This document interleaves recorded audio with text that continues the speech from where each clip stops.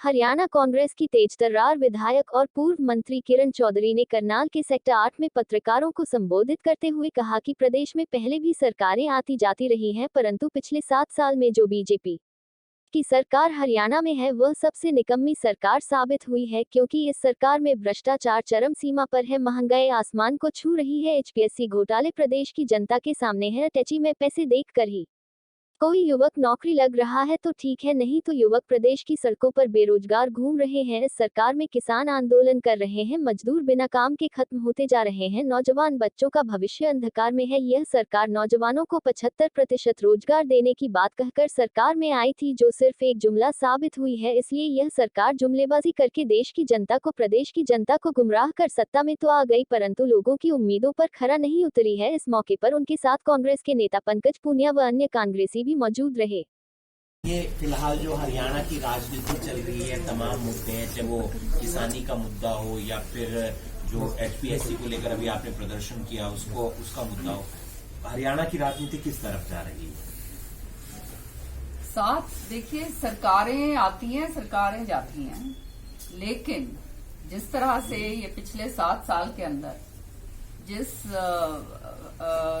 उमंग से लोगों ने ये सरकार बनाई थी, आज 7 साल उपरांत ये जो हालात सामने हैं वो सबके, भ्रष्टाचार जो है वो चरम सीमा पर है, महंगाई जो है वो आसमान छू रही है, बेरोजगारों को जो है इन्होंने वायदे करे थे कि रोजगार देने के, वो आज हमारे को ये सामने नजर आ रहा है कि किस तरह से ये अटैची कांड जो है, एक बार ही नहीं, कभी एचपीएससी में निकल रहे हैं, कभी एचएसएससी में निकल रहे हैं।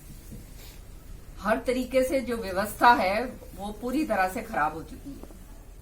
कोई वर्ग जो है वो खुश नहीं है। किसान जो है वो 1 साल से आंदोलन कर रहा है और व्यापारी जो है उसका धंधा चौपट हो गया है, मजदूर तो बिल्कुल ही खत्म हो गया है।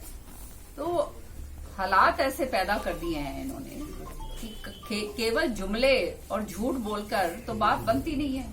असलियत के अंदर आज के दिन हाहाकार हरियाणा के अंदर मचा हुआ है।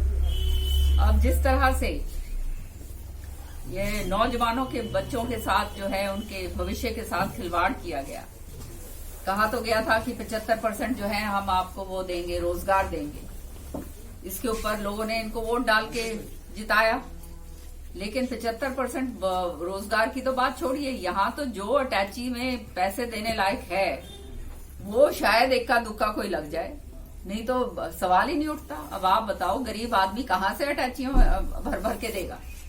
तो एचपीएससी के अंदर जिस तरह से ये जो कांड हुआ है, इससे ज्यादा तो शर्मनाक बात हो ही नहीं सकती। पिछले साल जो है एचएसएससी जो है, सबॉर्डिनेट सिलेक्शन बोर्ड जो है, उसके अंदर कांड हुआ था।